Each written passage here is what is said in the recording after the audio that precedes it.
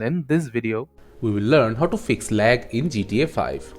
In Grand Theft Auto 5, if you are facing lag and you want to fix it, it is extremely simple. All you need to do is press escape to go to the main menu of the game.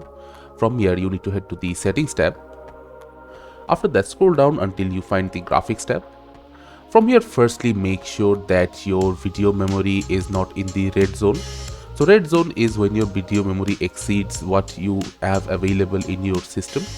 So after making that sure, if your video memory is in the red zone, in order to decrease it, you can do various things like changing your resolution. Also, you can come down and change the texture quality to the lowest setting. You should also change the screen type to full screen and make the frame rate limit to none. So turn it off. After that, make sure that VSync is disabled. If you have NVIDIA Reflex option, make sure that it is enabled for you. And if you are using the GTA 5 Enhanced Edition, make sure that the ray tracing mode is also disabled if you are facing severe lag.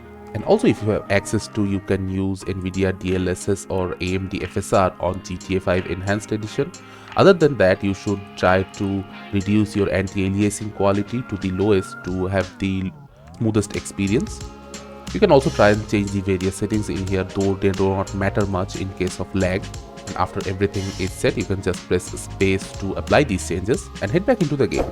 After changing all these settings, your lag should be gone from Grand Theft Auto and you can enjoy the game as you please. Thank you for watching. Subscribe to our Topical Talks channel for more videos.